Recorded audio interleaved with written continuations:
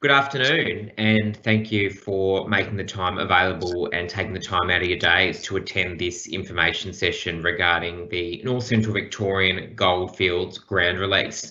My name's Brett Milsom. I'm the Acting Manager of Community and Stakeholder Engagement with the Minerals team in the Department of Jobs, Precincts and Regions, and I'd like to start today's session by acknowledging the traditional owners of the lands on which I am coming to you from, which is the Gunai-Kurnai people, and pay respects to elders past, present and emerging. And given this is a virtual session where we've potentially got people streaming in and beaming in from potentially right across Victoria, but also maybe other parts of Australia, or even internationally, would encourage you to do the same and take a moment to pay respects to the traditional owners of the land on which you are joining us from. A very big welcome to you. We'll get into some of the housekeeping before I provide a bit of an overview of what we're going to talk about today. Just switch the slides here. So this is a live team session, and while we can't actually see you on this call, there is still an opportunity for you to engage with us and ask questions via the live event Q&A function, which is those two little speech bubbles you see just there that my cursor's hovering over. If you click those, there'll be an opportunity for you to type in your questions, and would encourage you to do so throughout the course of the presentations. If there's anything that you are keen to know a bit more about, just jot your question down in there and we'll get to it towards the end of the session. I think the last 12 months have certainly taught us that technology is great when it works, but inevitably there's always those times where it does pose a challenge or doesn't quite behave in the way that we would like it to, or we can't quite rectify an issue. And my colleague Donna Mongan's number is on the screen just there. If you are having any issues, whether that's joining the session or asking a question, please don't hesitate to get in touch with her on the mobile number provided just there. So today is the second of 3 sessions that we've been delivering over the course. We started them last week and have one more to go next week. And it's really, there's 2 key purposes of these sessions. The first is to provide an overview of the geology of North Central Victoria and the research that's ultimately led us to conclude that region may be prospective for gold. And my colleague Ross Cayley from the Geological Survey of Victoria will pop up on your screens in just a moment, and he'll take over from me and provide that presentation. And Ross is certainly a wealth of knowledge on all things Victorian geology, but for the purposes of today, particularly the geology of North Central Victoria and the work that's been done over the last several years that's ultimately culminated in this tender process, which is what I'll talk to you about once Ross has finished. In 2000, towards the end of 2019, an international tender was opened for 4 blocks of land in that North Central Victorian area for minerals exploration off the back of the recent geoscience research that's been done. But I won't go into that in too much detail just yet, because all that will still be to come. But I think without anything further from me, I might hand over to Ross. And just a reminder, there is that chat function there. Any questions you might have, do pop them in there and we'll come to them at the end of the session. So over to you, Ross. Okay, thank you, Brett. So, afternoon, everybody. Thanks for turning up and attending this presentation. Today I'm going to talk about a few things related to the Central Victorian Goldfields ground release. And the 4 main topics I'm going to talk about is an introduction. Who is the Geological Survey of Victoria? So I'm a senior geologist. I'm a research scientist who works for the Geological Survey of Victoria. Who are we? Why the current mineral exploration interest in North Central Victoria? What is mineral exploration and how is it done, and how will it be done in North Central Victoria? And the last question, will there be a mine, and if so, what type might it be? So let's get started. So the Geological Survey of Victoria is the Victorian Government's geoscience agency. The reason the Victorian Government has a geoscience agency is that under Crown law, the minerals of the state are owned by the Crown. So the Crown owns the minerals collectively on behalf of all of us, and like any other asset, it's incumbent upon government to understand its asset, and the minerals are an asset. And so the Victorian Geological Survey's job is to understand that asset so that it can be managed in the efficient and responsible way on all our behalves. So we're responsible for understanding the state's geology, and we do this by undertaking geoscientific investigations. We do geological mapping. We make maps of the rocks and mineral systems of the state so that we have a better idea of where they are and how those systems might have formed. And we collect and analyse all sorts of geoscience data, and we collate third-party data as well and try and build geological knowledge of the state. It's an evidence base so that government can make informed management decisions over the ground. I'm a public servant, so your taxes pay my salary, and your taxes pay for the growth and building of this knowledge and data. It's owned collectively by all Victorians, and so it's available for all of us at no charge, online and available for download. Why the current mineral exploration interest in North Central Victoria? Well, the first answer to this question, well, first I'll review the area we're talking about. So it's the 4 tender blocks here in Central Victoria, which have been under an exemption for mineral exploration for the last few years and are now being offered as part of a competitive tender process. Just for a bit of location.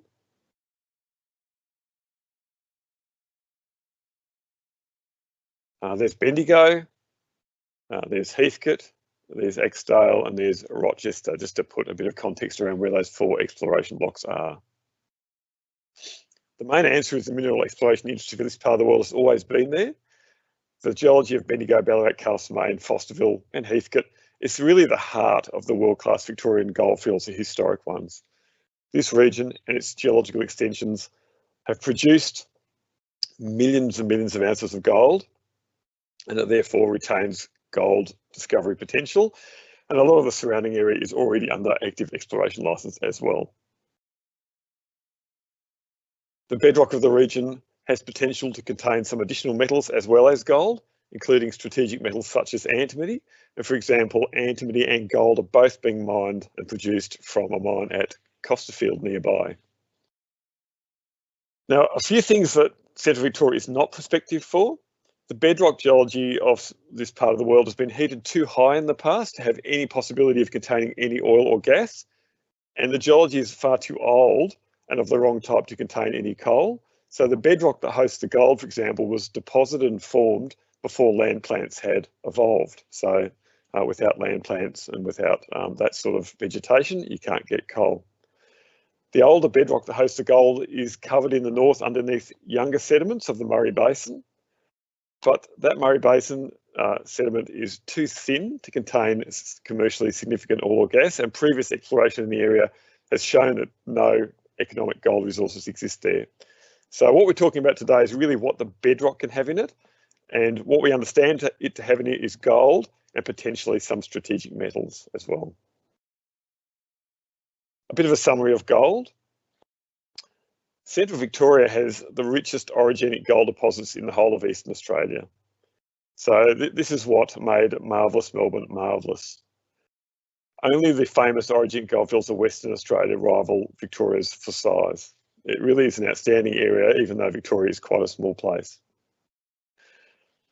Looking at some statistics, the total all-time gold mined globally in the whole of human history is about a little bit under 200,000 tonnes. It gets slightly more each year. Of that total amount of gold mined all time, Victoria's recorded gold production is a little less than 3,000 tonnes, and it's about 1.5% of the total all-time gold production of the whole world, but from just a tiny part of the land area. So the goldfields themselves occupy just 0.03% of global land area. And what this means is Victoria's goldfield geology is 100 times richer in gold production than the global continental average. So it is a really globally significant place to find gold, and that's why people are always interested in looking here to try and find it. Zooming in a little bit on this geology map of Victoria that shows where the main goldfields of Victoria are located. This is a more detailed schematic geology map. So geologists like to try and subdivide geology into areas of rocks with common attributes. And so attributes might be the age of the rock, or the type of rock, or the way the rock has been deformed and folded and faulted. And so in this case, in Central Victoria, we have a series of different zones: the Stawell zone, the Bendigo zone, the Melbourne zone, and the Tabarabra zone there. most of what we're talking about today is the northern part of the Bendigo zone. And the Bendigo zone is named after Bendigo, of course, which is a world-famous goldfield in its own right. Ballarat, Tarnagulla, Maldon, Castlemaine, all these different deposits, Fosterville, occur in the Bendigo zone. Now you can see the location of the large historic deposits by the green and orange blobs on that map. The colour coding relates to the age of the deposits, so we consider the green deposits of the Bendigo zone to be older in age than the orange gold deposits of the Melbourne zone, for example. You can see that the gold deposits tend to be elongated north-south, and that relates to trends of faults and folds in the bedrock geology, and the goldfields are following those structures. A little bit of Geology 101 about gold deposits and how they get into the bedrock, and antimony as well. These minerals were introduced into the bedrock when these rocks were deformed in the Bendigo zone about 440 million years ago. So these rocks originated on the sea floor, and as they became deformed and uplifted to form part of the continent, quartz veins, those pale squiggly lines there, were introduced into the rock during metamorphism, and gold came in with the quartz to form those veins. And those veins are distributed throughout the bedrock. Now, when they're under the ground, they're hard to see, but where erosion intersects those veins at the surface, the primary veins, some of that quartz and some of the metals that that quartz vein contains get released to the surface. And so as erosion continues, especially some of the gold becomes free gold, and it falls down under gravity into an adjacent creek. And at that point, it becomes a secondary gold deposit. Now, the thing about secondary gold deposits is they occur in creeks, they're predictable, they're quite easy to find. And this is what the gold miners were finding back in the day in the 1850s and 1860s when they started just literally panning their way up creeks, looking for alluvial or secondary gold. Once they discovered a secondary alluvial gold deposit, they could actually move in and mine that secondary deposit. These are much easier deposits to find, and they could start to industrialise that process. So in central and western Victoria, this is a historic painting from the late 1850s, early 1860s. This particular one is Ararat, but it illustrates the goldfield quite well. You can see all the gold diggings are down in the valley. The reason they're down in the valley is because all the individual gold mining pits and shafts there are accessing secondary or alluvial gold in the valley. And it was really only once those initial rich alluvial deposits had been exhausted that the gold miners had to try and find the primary source of the gold in the adjacent hills of bedrock. How did they do this? Well, the first thing they did is they chased the secondary gold in the soil upstream in the creeks and soil profiles until that gold ran out. And then at that point, they examined the bedrock to see if they could see a primary source that was shedding gold into the soil or alluvium. And when they found that primary source, it would be a quartz reef. Sometimes they were quite easy to find. They could start getting stuck into that primary gold deposit and chase that deposit underground.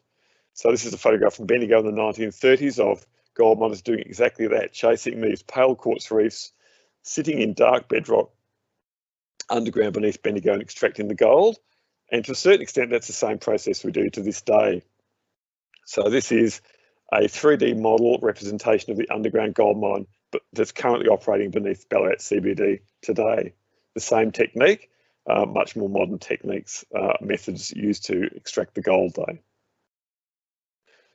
The most common bedrock host for Victoria's primary gold deposits is the most common bedrock, and in central Victoria, that is quartz reefs and veins that infill voids that have developed in ancient folded and faulted deep marine sandstone and slate.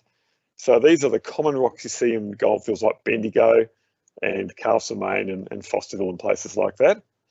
These rocks, of course, were laid down as layers on the sea floor, as horizontal layers. They've become folded due to plate tectonic processes that were operating 450 million years ago at the time when the gold was formed. That's why it's called orogenic gold. It's related to origins, which are mountain ranges. So mountain building has folded these rocks. So what happens when you fold rocks? Well, it's just like buckling a carpet. So you get synclines and you also get anticlines, and you get these horizontal rocks that are buckled and uplifted and folded.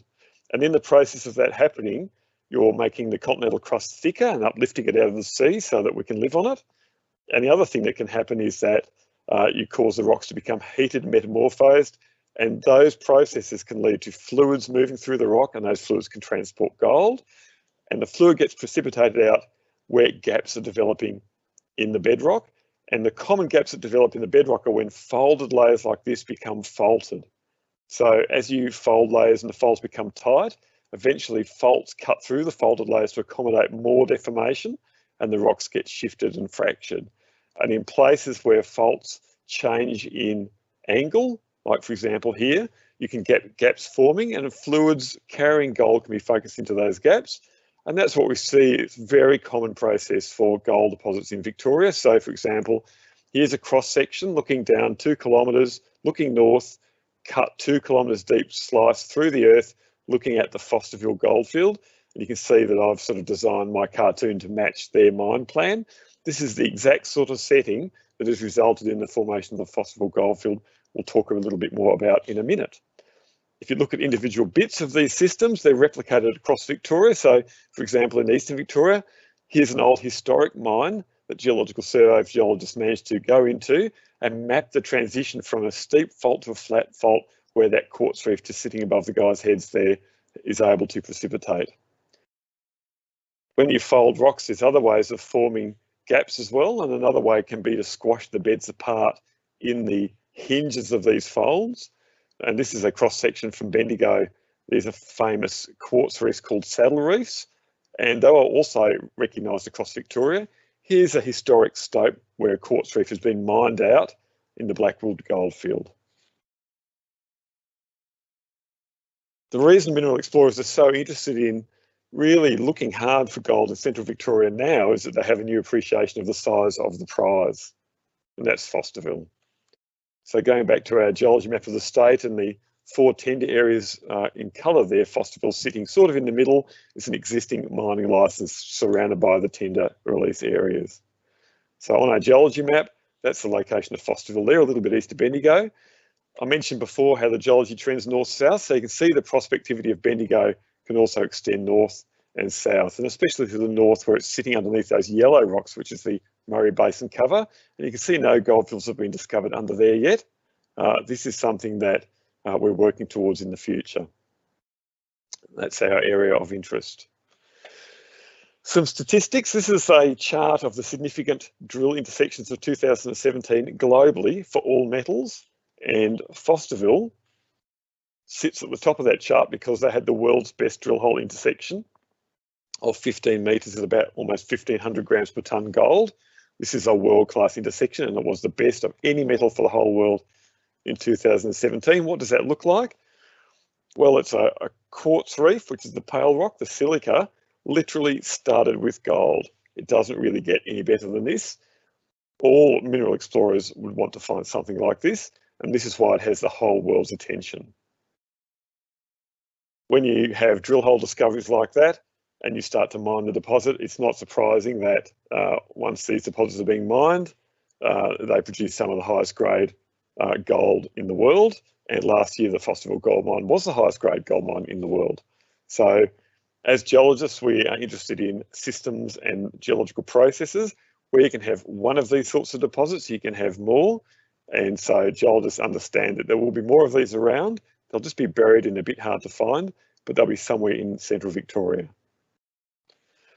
That's what the really productive part of the Fosterville gold deposit looks like.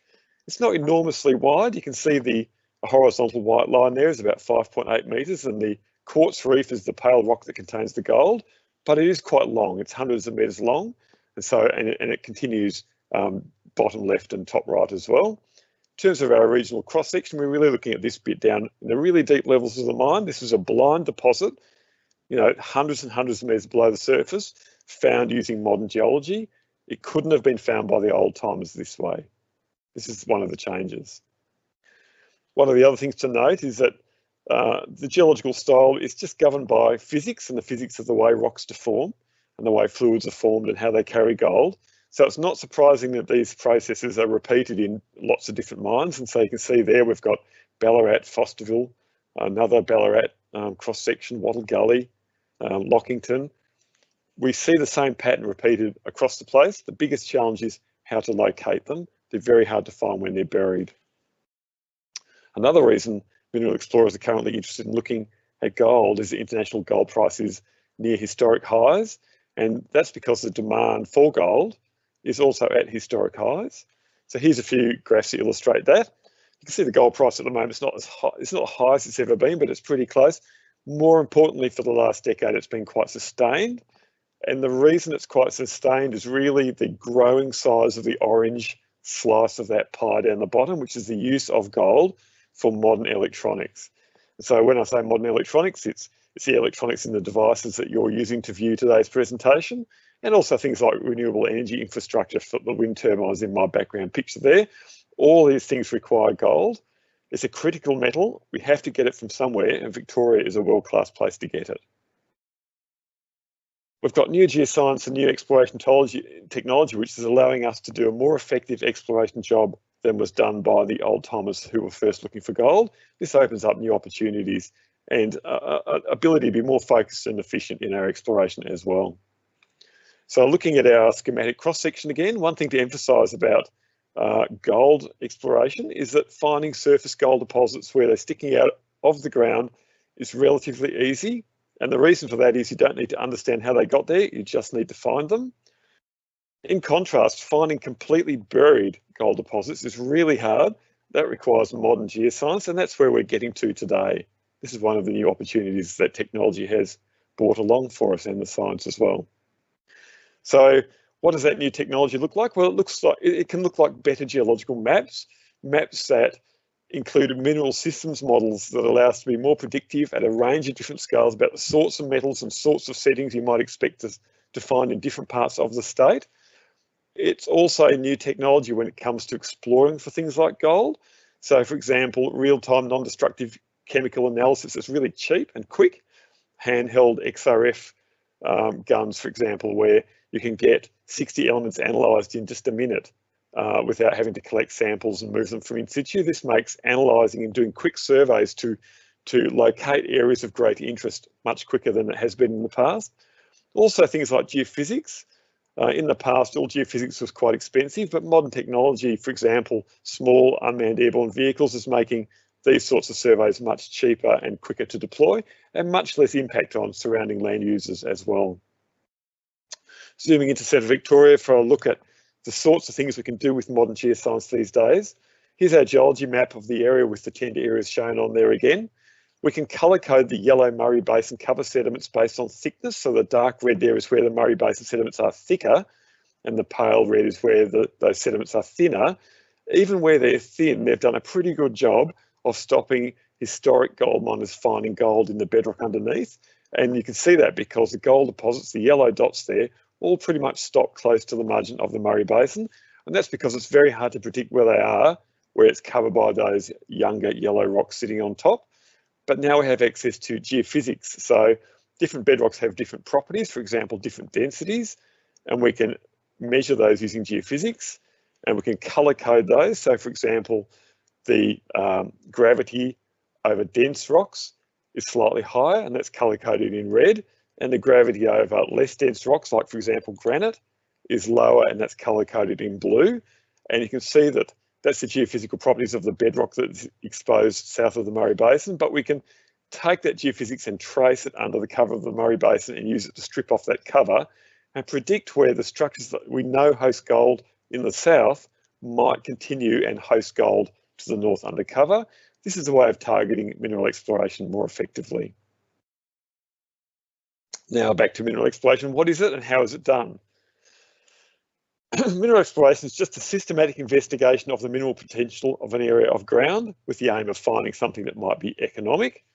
And it typically involves just a new exploration idea. It's the recognition that newer understanding, newer technology might mean that the mineral potential of an area remains unrealised. And this is in spite of previous mineral exploration, because the previous stuff was done using older technology. Now we have new technology and new ideas. So in order to progress that endeavour, you analyse legacy geoscience data to see if there's something hidden in the old data that may have been overlooked. You do a gap analysis, work out what new data, what new ideas might you need to do to test your new concept, and then you deploy them in your license area in stages, starting at a reconnaissance scale and then focusing in on areas that show promise. So step one is analysis of legacy data. There's government data, there's company data, there's academic data out of universities. There might be all sorts of gems hidden in that data. And then you undertake reconnaissance scale geoscience investigations. And in Central Victoria, that normally involves geological mapping. So geologists on the ground looking at rocks, acquiring, analysing the rocks. And so often these days that's using handheld XRF guns and the like to try and do quick, rapid surveys, acquiring reconnaissance geophysics, and perhaps doing rock sampling traverses with geochemistry analysis offsite for more detail. These sorts of reconnaissance surveys used to involve drill traverses, but that's now less common due to technology advance. As you gain understanding of your licensed area, eventually you'll start finding some bits seem to have more promise than others. And so that allows you to deploy additionally focused rounds of investigation, much the same process, but just increasingly focused. Eventually, if you start with a discovery that looks like it might have economic promise, drilling will eventually be done. It's always needed to demonstrate that a mineral resource is economic and to define the size and nature of that mineral resource. The final bit of the talk, will there be a mine? And if so, what type might it be? It's important to emphasise that the most common outcome of mineral exploration licences in Central Victoria is that no new economic mineral discovery is made and the exploration licence is relinquished. And really, at that point, it's up to someone else to have some new technology to have another go in the future. The statistics across the state indicate that it's really less than 1% of all exploration licences awarded in Victoria have ever progressed to a mining licence. It's a really hard thing to find a new gold deposit. Assuming a mineral discovery is made here, based on current knowledge, the most likely mineral resource will be a high-grade primary gold or antimony resource like Costerfield or perhaps Fosterville. These sorts of deposits are typically narrow and deeply rooted. We understand the structural style, and so these sorts of deposits are extracted using underground mining methods. Fosterville, for example, is underground, and the mines at Ballarat, Stawell and Costerfield, which are active at the moment, they're also underground mines. This pattern of geology persists north of the current Goldfields, so underneath the Murray Basin. So we predict that if something was found in the bedrock underneath the Murray Basin, it would be of the same style and mined the same way. That is my talk. Thank you. Back to you, Brett. Many thanks, Ross, and I'm sure you all got something out of that. Ross is a wealth of knowledge on all things geology in Victoria. I'll just go back to this one here. Bear with me for just a moment.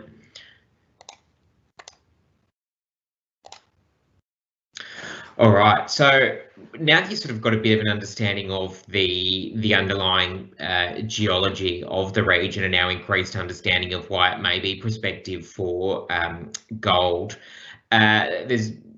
I'm here to sort of provide a bit more of an update on what we've done with that research, and that has really culminated in the North Central Victorian Goldfields ground release, which I mentioned earlier at the start of this session, but it was an international tender, or it is an international tender that was opened in towards the end of 2019 for 4 blocks of ground to the north and east of Bendigo for companies to undertake minerals exploration.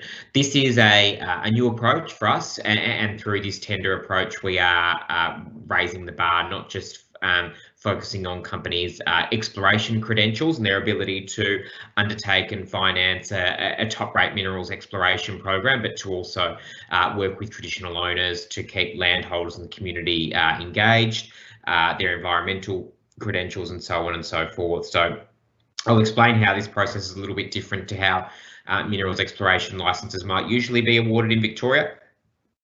I'll also provide an update on the current status and next steps for the tender, and there'll be an opportunity for questions at the end. So as I mentioned, this tender was opened in late October 2019. The Minister for Resources opened it at the International Mining and Resources Conference, which is a large industry event that's hosted in Melbourne each year. and it was 4 blocks of ground made available, and tenders were invited from experienced and well-credentialed explorers from not only across Australia but also across the world to apply for minerals exploration licence for one of 4 blocks of ground. And those 4 blocks you'll see in the next slide just here, these are all available on our website, earthresources.vic.gov.au. You can view a high resolution version of these and it does show them in more detail.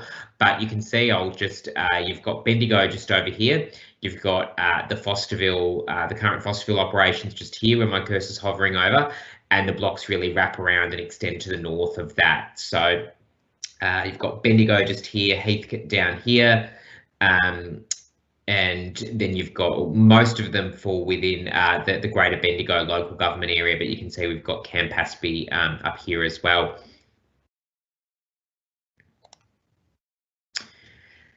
So this is a 6-step tender process. So the first 3 of those have been completed, and we're currently working our way through the 4th one of those, and then we'll proceed on in the process. But the first step is really that ground selection process, and that was really informed by the work that was done by the Geological Survey to better understand the underlying geology of the region, and that indicated this prospectivity for gold. So that was really the driving piece that determined and informed the selection of the ground and the 4 blocks. It was then a process. The second step in that process was to design the tender, and I might just pause on this for a moment. So I mentioned earlier that this is a different process to how we would normally undertake minerals exploration licensing in Victoria.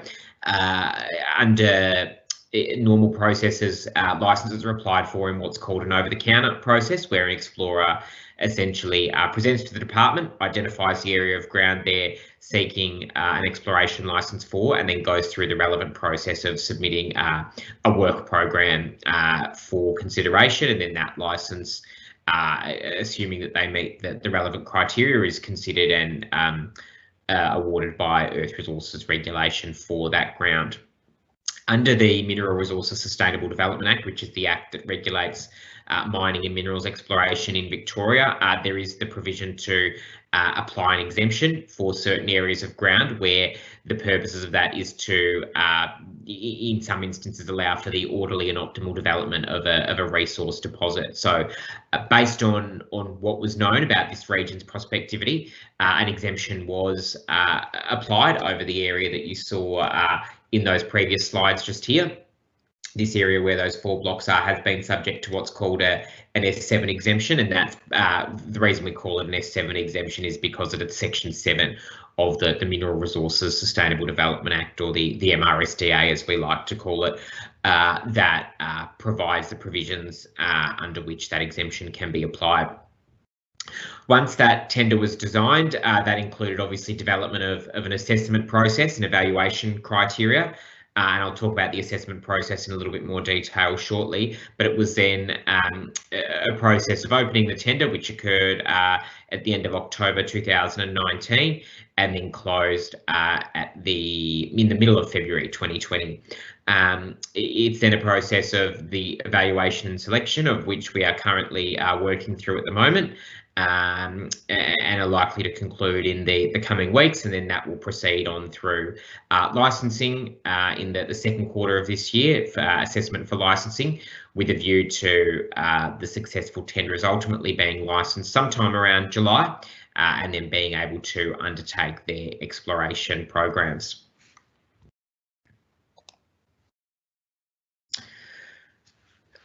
The big focus or one of the big focus points through this tender has been this idea of raising the bar, and this increased focus on not only the technical credentials of a company and their ability to undertake and finance an exploration work program, but really going above and beyond those normally expected and legislated standards, to put a greater emphasis on things like what we're calling broadly responsible exploration. But what that means and how we're defining that is essentially the ability and the intentions of the company to work in partnership with traditional owners as they undertake their exploration program, to be able to implement and deliver a well-designed landholder and community engagement program, to be really active in their safeguarding of the environment, to look to where they can, local content intentions and how they're potentially going to support the local economy through their exploration program, whether that's through the procurement of goods and services or otherwise, or so on and so forth. So there's very much a big focus on that through this tender process. In fact, 45 of the total, 100 points that are available for the tenders are scored against as part of this tender process are actually aligned to those responsible exploration criteria.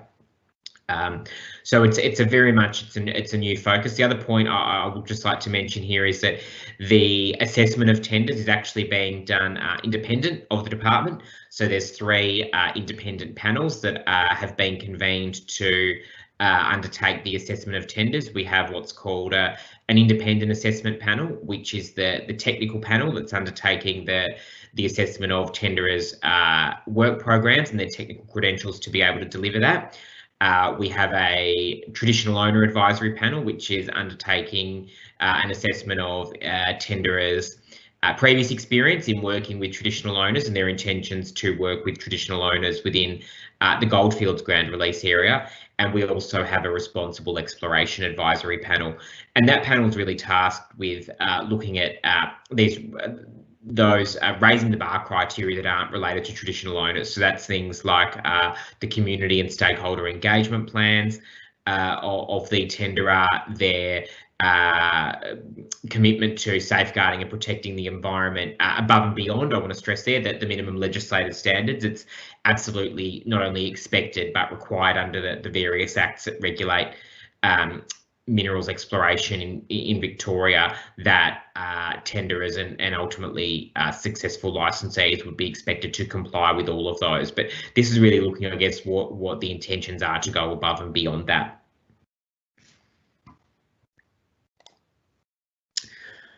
One of the questions we often get asked when we run these sorts of sessions is, what does minerals exploration actually mean for me as a landholder that's in the area? And I guess the answer to that question really is not much. Minerals exploration is something that has gone on in Victoria for decades, and for many people it's probably gone on unnoticed. It may have been happening in your area and you've just never really noticed it. I think the going stat is something like at any one time in Victoria, something like 30% of Victoria is subject to a minerals exploration licence. But the important point to stress here, I think it's only 0.02% of that is actually subject to a mining licence, and it's really critical to stress that minerals exploration and mining activity are very different. Both are subject to very different approvals processes, and also both have very different profiles in terms of impact and environmentally, but also economically. So in terms of what you might see during a minerals exploration program that the successful tenderers might ultimately be conducting in the region, there will be a small number of landholders that will likely be asked for consent to access their land for the explorer to undertake their exploration program.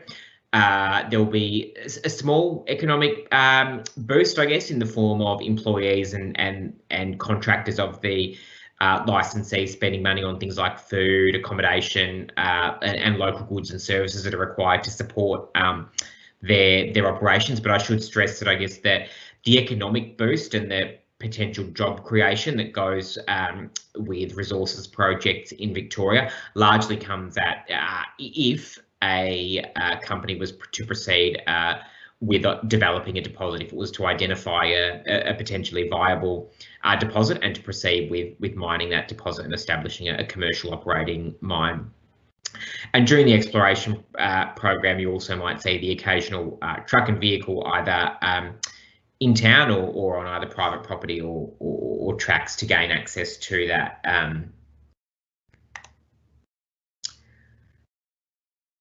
Minerals exploration has been going on in Victoria for many decades and has coexisted with a number of other land uses, including agricultural and farming land uses. And one of the reasons that has occurred for so many years is because that minerals exploration operates under a highly regulated regime. Of course, I mentioned earlier that the Mineral Resources Sustainable Development Act is the key act that regulates mining and minerals exploration activity in Victoria.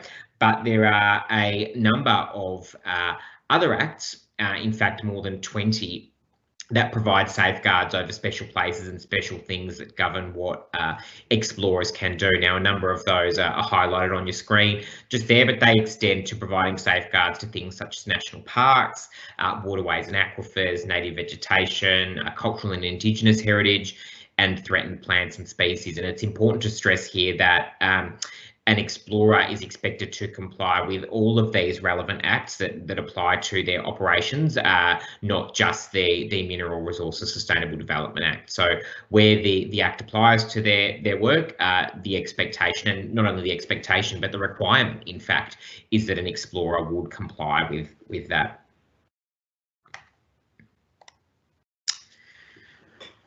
A couple of years ago, the department recognised that for landholders that are approached by an exploration company seeking to access their property to undertake minerals exploration activities, they're entering into those negotiations with explorers is not something that is core business for farmers. And so we developed in part or in consultation with peak bodies for the industry, but also with the Victorian Farmers Federation, a template land access consent agreement, or what we often call the land access consent toolkit, which is available on our website, and we'll provide a link to you in some of the follow-up information that's circulated post this session. But that's really a tool that we've developed to help give landholders, I guess, some conversation starters and some confidence to be able to enter into those negotiations with explorers.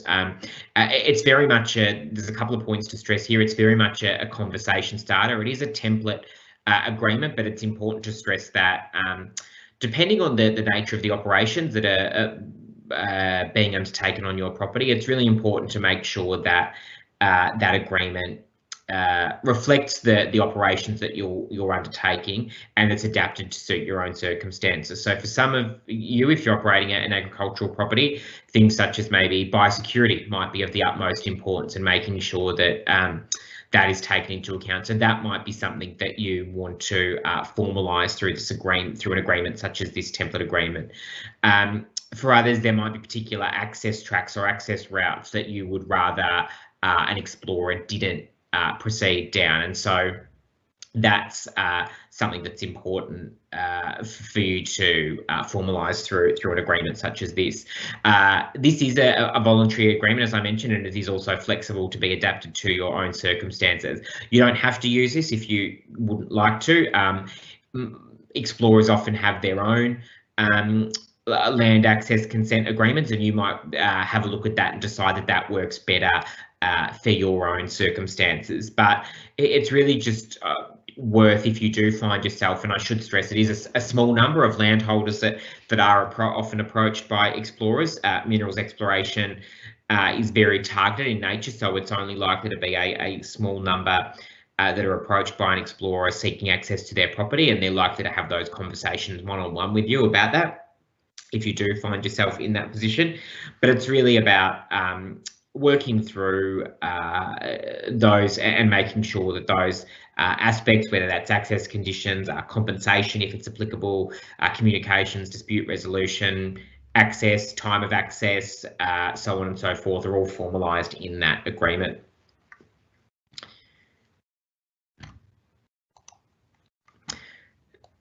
That just about brings us to the end of today's session. There's a couple of things I guess I'll just wrap up before we get into the questions in terms of the current status and next steps of the tender. So work is currently underway, as I mentioned, evaluating the tender responses. We are hoping there'll be a decision on successful tenders in the coming weeks.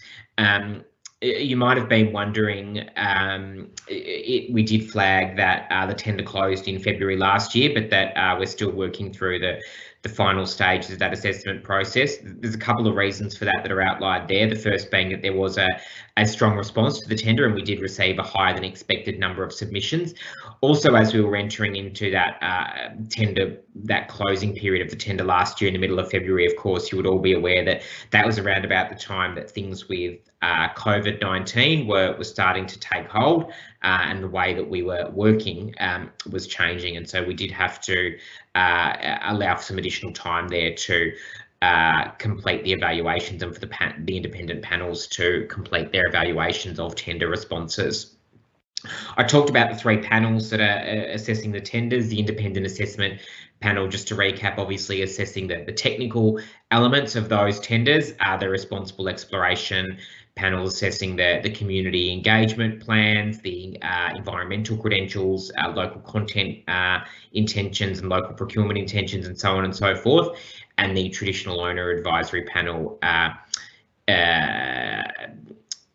assessing the the intentions of licensees or tenderers to work with traditional owners in delivering their exploration program. I guess just the final point to highlight there before we get into the questions is that the department does recognise the importance of delivering a result that contributes to improved social licence for the minerals exploration and development sector in Victoria. That's certainly why you're seeing this really increased focus on raising the bar and these broader and additional elements that wouldn't normally be considered potentially in licence applications through this tender. And that's really a key pillar of the Victorian government's mineral strategy. One of those key pillars is building confident communities and making sure we embed that responsible exploration element in these exploration programs is a key part of that. I will get to some of the questions in a moment. I'll just quickly bring up on the screen my contact details there and the contact details of my colleague, Donna Mongan. If you do have any questions, do get in touch with us. We are happy to answer any questions that you might have regarding whether it's the geology of the region. I'm sure we can reach out to Ross, who'll be able to help us with those, or the tender process in general, obviously noting that while the assessment process is ongoing, there are some things that we can't share and can't say. That brings us to the end of the formal presentations per se. I might get stuck into some of the questions. We've had a couple come in. So I'll start with one around, can I refuse access to my land? This one is one that comes up quite often. And it's a bit of a complex response, so bear with me as I work through it. So the Mineral Resources Sustainable Development Act, the MRSDA, does allow explorers to explore for minerals on Crown and freehold land, subject to them having a land access consent agreement in place. So that is essentially subject to them having the agreement of the landholder. Now, in instances where an explorer is to approach a landholder and is unable to get that consent, whether that's over access conditions or compensation, the matter can be referred to VCAT or the Supreme Court, and VCAT or the Supreme Court will only rule on the compensation payable, not necessarily not whether or not access is to be provided. Access is taken as given at this point, and once VCAT or the Supreme Court makes that ruling on compensation, the explorer is eligible to access the property. A couple of other points just to make on that. In most instances, explorers and landholders are able to come to an agreement that's mutually beneficial for both parties. Explorers, in our experience, are generally pretty open and flexible to amending their exploration programs if there's, particular parts of your property that might be off limits. So, you know, it's really important to have those conversations early, and to be really open and upfront in those conversations with the explorers. If you do find yourself in that category of that small number of landholders that is approached by an explorer looking to access your property. I guess on the point around compensation, the other point to stress there is to really think about what works for you. Obviously, compensation can be financial, but there's also been instances of compensation in kind where explorers have had sort of machinery on property that's allowed them to do work as a form of compensation to farmers that might be pushing in tracks or erecting fences or so on and so forth. So that's something that we'd really encourage you to think about. And I guess the final point to make there is to really encourage you to within reason, to do as much as you can to get an agreement without the matter having to go to VCAT or the Supreme Court. Obviously, as it would be in most cases, that would be a matter of last resort. And when you do get to that point, I guess negotiation and bargaining power is taken out of your hands, and it becomes a matter that VCAT or the Supreme Court makes a ruling on, and you do lose that. So while you are still in negotiations or in negotiations with the explorer, there is that opportunity for you to really try and negotiate and agree to something that delivers a benefit for you as a result of this activity potentially being undertaken on your property. If gold is found on my property, do I get any share of the profits? Unlike in potentially other jurisdictions around the world, in Victoria and in all states and territories, the Crown owns the minerals on behalf of all Victorians. So there isn't a share of the profits paid to the landowner or the landholder. There is a royalty that's paid to the state. A couple of years ago, the Victorian government introduced a royalty on gold, but it also does have other royalties on things such as coal that a company that's mining, and I should stress this is only payable if a company is exceeding a certain volume of resource mined, and that generally is the volume associated with mining, that royalty is payable to the state. What is the likelihood of multiple mines in the 4 block areas? I might sort of start this one, Ross, and maybe hand over to you to see if you wanted to add anything. But I think probably just picking up on the point that Ross raised around I think Ross used the words, and I probably won't quote exactly here, but something to the effect of what's the outcome of most exploration activities, and often it doesn't result in anything. I think the figure that's often quoted around is something like 1% of exploration licenses ultimately, on average in Victoria, result in a commercially operating mine. So history, I guess, shows and the statistics show that the likelihood of that progression from exploration on average in Victoria to minerals development or an operating or commercial mine is historically low. But Ross, I might hand over to you if you wanted to add anything there. Yeah, sure. Thanks, Brett. Look, we don't think that the geology underneath the Murray Basin is likely, the bedrock geology underneath the Murray Basin is likely to be significantly different to the areas where the bedrock geology is exposed at the surface. And from one of the maps I showed you in my talks, you can see the distribution of the goldfields there.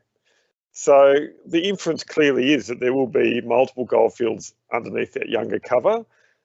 And Fosterville also serves as an illustration of the difference modern geological understanding can make to a historic goldfield. So Fosterville was a historic goldfield, but it was a very small one. And so by bringing modern geological understanding to it, explorers are able to look deeper and discover sort of a huge amount of wealth at depth. So taking all those things we already know about into account, it's not impossible that there couldn't be multiple mines found in even just one of the licenses, but it's just very uncertain. So I can't really comment on any certainty because we just don't know. And that's really what drives mineral exploration. Explorers don't really know. They're just sort of, the geology suggests that, you know, there should be the chance of finding them. And so mineral explorers are going to take that punt.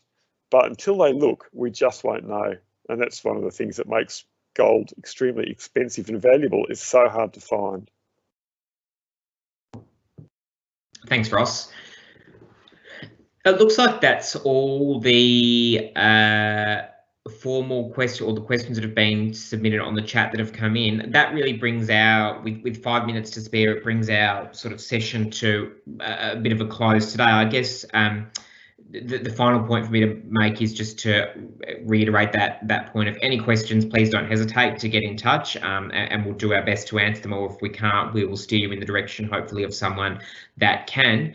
And would certainly encourage you to keep an eye on the website, earthresources.vic.gov.au, for further information about the tender as it's announced. In the coming weeks, we've got one more of these sessions next week, as I mentioned, but in the following that session, we will send out some links to some of the information that I've flagged today, including the land access consent toolkit, and we'll also send out an evaluation survey as well with that. So keep an eye out in your inboxes for that.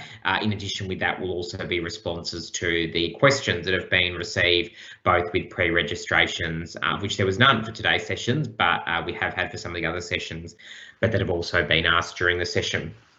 So that really is it from us. A big thank you from me to those of you that have made the time and taken the time out of your days over lunch to attend today's session. A big thank you also to my colleague Ross Cayley for making the time to present, and also those working behind the scenes to make today happen, in particular to Donna Mongan and to John Dunleavy for all their efforts in making today's session a reality. And on that note, we might sign out. Enjoy the rest of your day, enjoy your afternoon, and yeah, keep an eye out for further information in the coming weeks.